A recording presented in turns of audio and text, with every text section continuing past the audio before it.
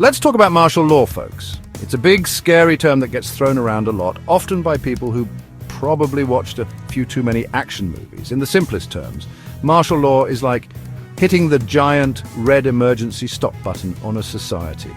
It's when the military steps in to take control, usually during extreme situations where civilian authorities can't keep things from going completely sideways. Think massive riots, natural disasters, or full-blown war. Now, when martial law kicks in, things change. Your regular laws, yeah, they might get put on hold. Curfews could be enforced. The military might even start making the rules about everyday stuff. It's a big deal, and it's not something to be taken lightly.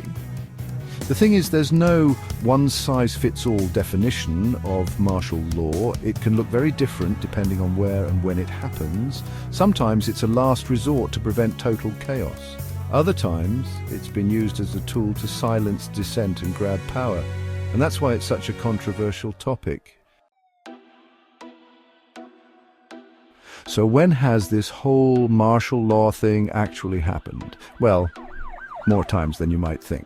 One of the most well-known examples is the American Civil War. President Lincoln declared martial law in 1861, suspending certain civil liberties in an effort to keep the Union together. Fast forward to the 1970s, and we see another stark example in Chile. General Augusto Pinochet seized power in a military coup, imposing martial law and ruling with an iron fist for years. This dark chapter in Chilean history reminds us of the dangers of martial law being used to suppress opposition and basic human rights. But it's not just a thing of the past. In recent times, we've seen martial law declared in Thailand, Egypt, and even parts of the United States following Hurricane Katrina. Each case had its own set of circumstances, sparking debates about whether it was the right call and highlighting just how complex this issue really is.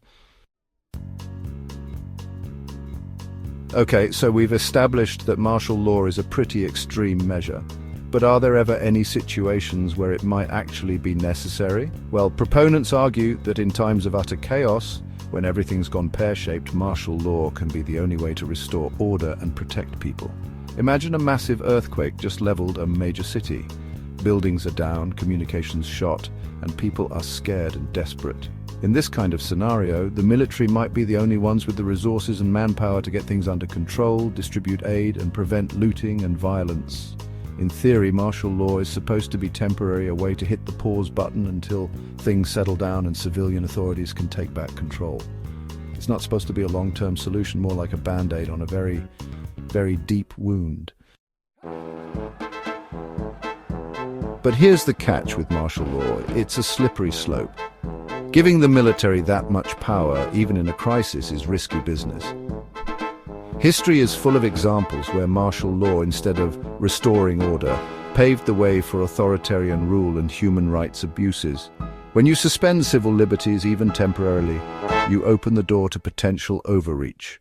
What's to stop the military from using its newfound power to silence dissent, target certain groups, or even seize control permanently? And that's the big question, isn't it? Is the potential for restoring order worth the risk of creating a whole new set of problems? It's a debate with no easy answers, and one that requires careful consideration of the potential consequences.